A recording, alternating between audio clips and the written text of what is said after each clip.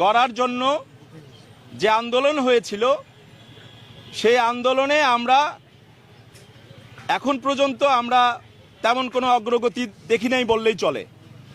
এর প্রথম কারণটি হচ্ছে যে একটি দল মিলে এটি সম্ভব নয়, সকল দলের সঙ্গে সম্পৃক্ততা হয়ে সকল দলমত নির্বিশেষে একটি দেশকে এগিয়ে নিয়ে যেতে হয়।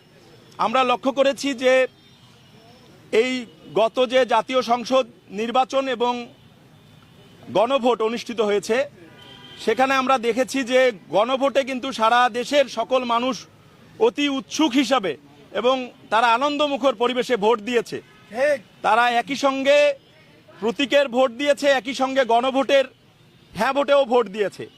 কিন্তু আমরা পরবর্তীতে লক্ষ্য করছি যে জুলাই সনদ বাস্তবায়নের ক্ষেত্রে রাজনৈতিক দলগুলোর মধ্যে একটি বা দুটি রাজনৈতিক দলকে আমরা দেখছি, বড় রাজনৈতিক দলকে, তারা এই জুলাই সনদ বাস্তবায়নের ক্ষেত্রটিকে বা এই বিষয়টিকে তারা একটু দীর্ঘসূত্রতার দিকে নিয়ে যাচ্ছে। আমরা মনে করি যে সাধারণ মানুষ ভোট দিয়েছে। রাজনৈতিক দলগুলোর পার্সেন্টেজ অনুসারে যদি আমরা বলি যে সর্বোচ্চ 10% লোক সক্রিয়ভাবে রাজনীতি করে, তাহলে আমাদের এই গণভোটে সারা দেশের সকলের সম্পৃক্ততা ছিল। 70% বা 65% লোক যদি কেন্দ্রে গিয়ে ভোট দিয়ে থাকে, তাহলে এই 10% বাদ দিয়ে বাকি 55% সাধারণ মানুষের যে ভোটের অধিকার, তারা যে হ্যাঁ ভোট দিয়েছে, সেটা কি আমরা অস্বীকার করতে পারি? তাহলে এটা জুলাই সনদ এবং এই আন্দোলনটিকে আমরা মনে করি যে তারা যেন বিতর্কের দিকে নিয়ে না যায়।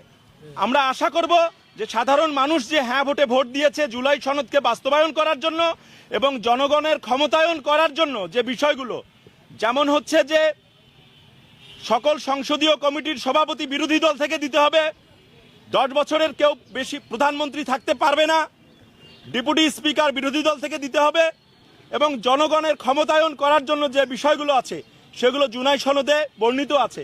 আমরা আশা করি সাধারণ মানুষ যে গণভোটে ভোট দিয়েছে, হ্যাঁ ভোটে ভোট দিয়েছে, সেটা জুলাই সনদ বাস্তবায়ন